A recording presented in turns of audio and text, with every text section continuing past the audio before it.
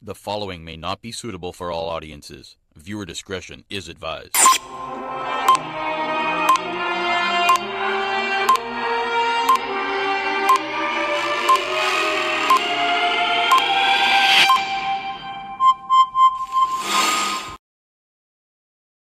Two to stand trial for murdering cosmetologist and wounding her boyfriend.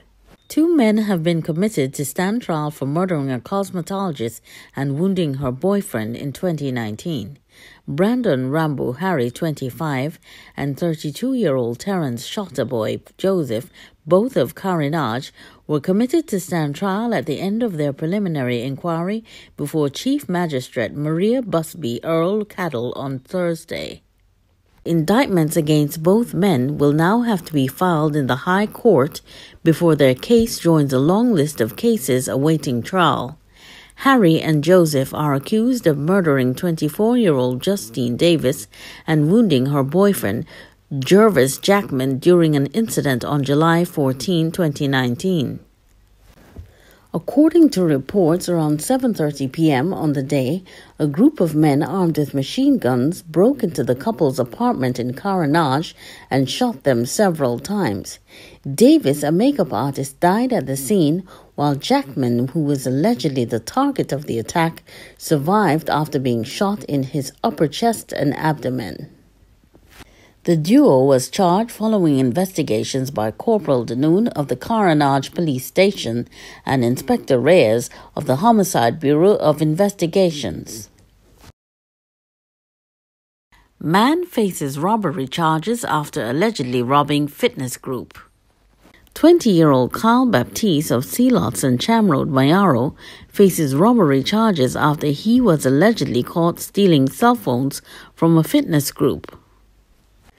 According to police reports, Baptiste reportedly approached a training group around 8:40 a.m., grabbed the phones and ran off. The group members gave chase and were able to subdue him a short distance away.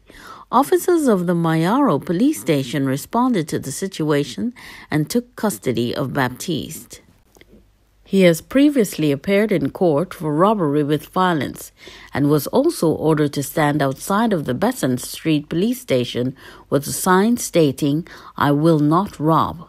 Baptiste appeared before the Mayaro Magistrates Court yesterday and was sentenced to 9 months hard labor for the charge of larceny from the person and was remanded into custody for the remaining 4 larceny charges.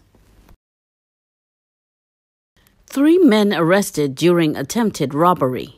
3 men were arrested while attempting to break into a business place in Arima. According to police reports, during the exercise, the officers received information and proceeded to the compound of a business place located at Tumpuna Road, Arima, where men were attempting to break into a warehouse. The party of officers surrounded the compound and subsequently arrested 3 men, a 41-year-old from Arima, a 20-year-old from Arima, and a 24-year-old from Sangre Grande. The exercise was coordinated by Inspector Ward, WPC Augustus, PC Sitaram, and PC Noriega, along with Corporal Banton, Corporal Francis, and PC Leander of the Special Operation Response Team SORT. PC Noriega is continuing inquiries.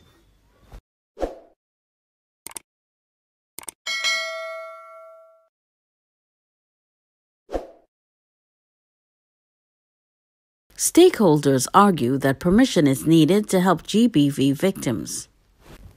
Even as gender-based violence, GBV remains one of the most earnest threats facing women in TNT, there were still too many not admitting they were being abused, which could be counterproductive in the fight to eliminate violence against women. This was said by psychiatrist and university lecturer Professor Dr. Gerard Hutchinson while responding to Guardian Media's question about the importance of clinical intervention in GBV. In an email response, he wrote, "In many cases, the victims do not admit that their injuries or illnesses were occurring in the context of GBV, which presents the first hurdle." Speaking on whether there were clinical interventions in TNT set up to assist GBV clients, Hutchinson, who is also the head of the psychiatric unit at the Mount Hope Hospital, said currently there were no dedicated health interventions, though health staff was trained and sensitized to the possibilities of GBV. Hutchinson's colleague in the field, Dr. Varma Dayal Singh, confirmed this, saying if a doctor suspected domestic violence and the patient does not want to admit this, then a dilemma existed, as it would now present a case of confidentiality versus public duty. Sometimes an unwilling or unsuspected victim is provided all the community resources available for assisting or counseling. Once it is not grievous bodily harm, the concept of reporting any patient who is a competent adult to the police or other authorities without his or her consent remains a controversial topic, Dayal Singh said. The secretary of the Association of Psychiatrists of Trinidad and Tobago, APTT, explained in the instances where children were involved or present during acts of violence, reporting the incident without the victim's permission might be easier, as children were now placed in an at-risk situation. If someone admits to abuse, the doctor informs the nurse or social worker, who can inform the police. We need to be aware of that. Reporting against the wish of an adult competent patient may be interpreted as stripping power from an already weakened person, Dayal Singh stressed. He said hesitation by a victim to seek medical care or report the abuse stemmed from several reasons. Fear of further angering the perpetrator usually topping the list. Speaking on what the signs were for medical practitioners to spot a possible GBV victim, Dayal Singh said, if one noticed a pattern of a person coming into a casualty or clinic with suspect bruising, this should raise a red flag. However, he explained, some victims go to different hospitals so their patient file cannot be compared. He said some even give false names, which is why hospitals now ask for identification cards at the triage point. Listing a few key signs Dayal Singh shared. Domestic violence should be suspected if the patient's story does not match their injuries. If they seem fearful of their spouse. If their spouse belittles or controls the patient. One should also look for bruises or scratches on the inside of the upper arm area. That's the grab spot. Check the patient's face for smacks and punches. And bald spots caused by hair pulling. Also kick marks on the patient's back and legs, mainly thighs and shins. He said doctors were trained to interpret signs and put a picture together. Meanwhile, the president of the International Women's Resource Network, IWRN, Adriana Sandrine Isaac Rattan, stated that she was unaware of the existing clinical interventions in TNT to assist battered women or victims of GBV. She said if any existed at all, they were not well known. Isaac Rattan revealed in the last 2 weeks the network had been receiving an influx of victims requiring clinical intervention, and stated clinical intervention was critically important for women who have experienced any type of violence, particularly rape and intimate partner violence.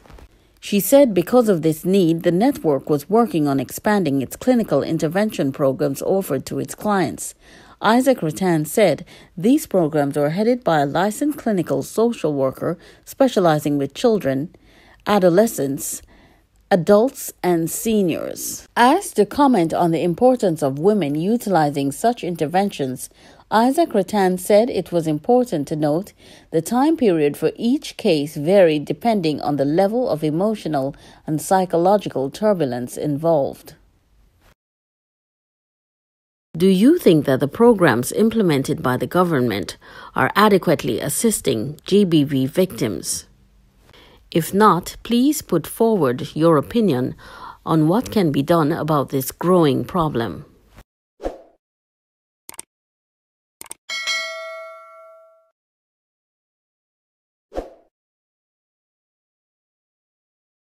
Locust invasion keeps Moruga residents indoors.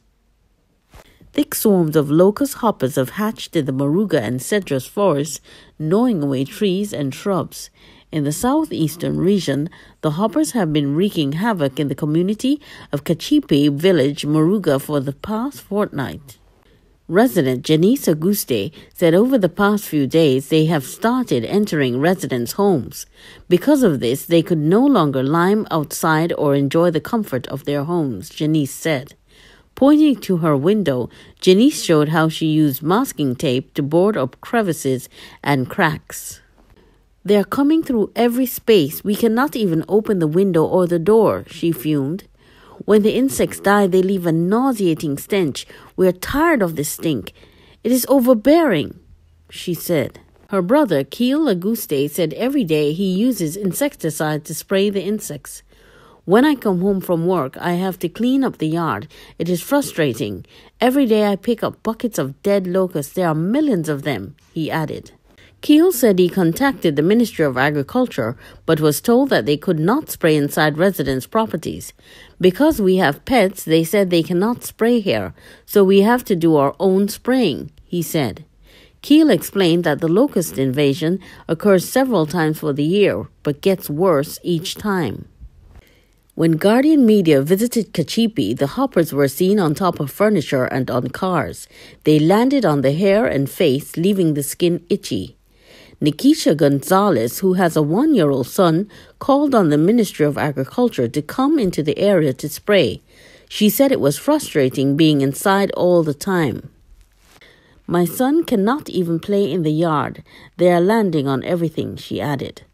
CPEP workers were seen in the area, but they eventually left because of the insects. Contacted for comment, an official from the Ministry of Agriculture Locust Control Team said they were aware of the problem. He said the hoppers were less than 1 centimeter in length and had been hatching in waves. At this stage, the hoppers have no wings, so it is easier to get rid of them now rather than later when they start to fly. "As fast as they are hatching, we are killing them," the official said. He explained that apart from Moruga, the hoppers had hatched in the forests of the southwestern peninsula and have also been spotted in Point Coco and Granville. Do you think the locust situation is a typical disaster that will soon pass? Or do you think the Ministry of Agriculture should address the situation more effectively before it becomes a disaster for the entire TNT?